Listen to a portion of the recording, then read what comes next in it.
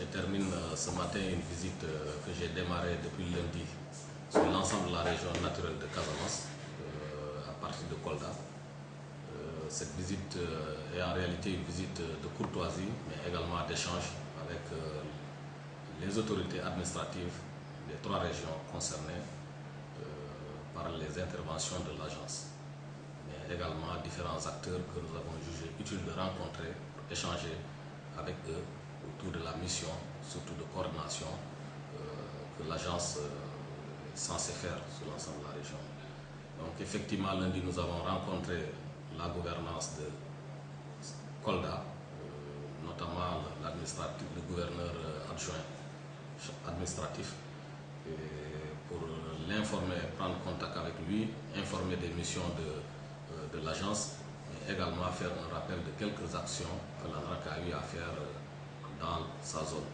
Et également leur manifester, en tout cas notre souhait et notre envie de rassurer quant à la volonté de l'agence de continuer à travailler avec les autorités administratives qui sont les représentants du président de la République dans la région concernée.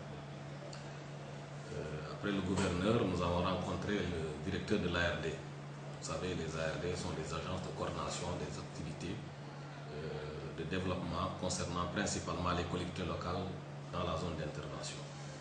Par le passé, l'agence a eu à collaborer avec elle, même s'il y a eu par moments quelques difficultés.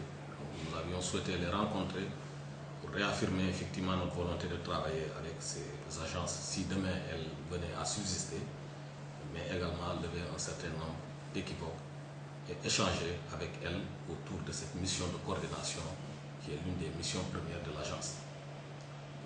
Aujourd'hui, vous n'êtes pas sans ignorer qu'avec l'acte 3 de la décentralisation, les conseils départementaux sont des entités nouvelles. Donc il nous fallait prendre langue avec elles, parce que demain, toutes les interventions de l'agence doivent se faire dans des territoires gérés par des collectivités locales. Donc il était important d'informer, d'échanger avec ces collectivités locales, surtout dans ces zones qui semblaient ne pas recevoir les interventions de l'agence. C'est ce qui a motivé d'ailleurs de bouger en premier lieu dans cette zone de Kolda. Ensuite, nous avons fait la région de Sédhiou, dans laquelle nous avons eu à rencontrer effectivement le gouverneur, mais aussi le conseil départemental, le directeur de l'ARD étant absent du territoire sénégalais.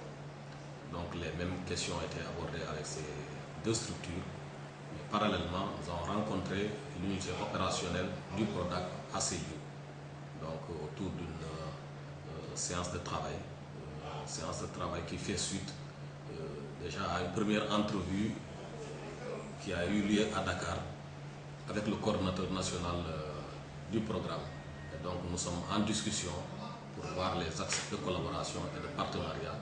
Donc il était important qu'une fois à Sédhiou, qu'on puisse rencontrer les opérationnels qui seront chargés demain de la mise en œuvre des axes de coopération et de partenariat. Une visite au cours de laquelle ils nous ont exposé leur réalisation, mais également les projections futures.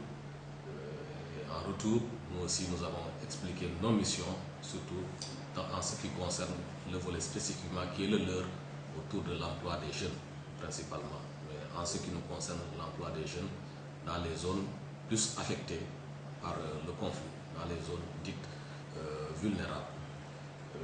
Et enfin, nous avons terminé donc la rencontre ici dans la région de Ziguinchor, même si par le passé nous avons eu à faire des visites de courtoisie, mais nous n'avions pas eu la chance de rencontrer le gouverneur. Et donc il était important qu'on puisse le rencontrer, expliquer les missions, mais également décliner un certain nombre d'attentes vis-à-vis de l'autorité.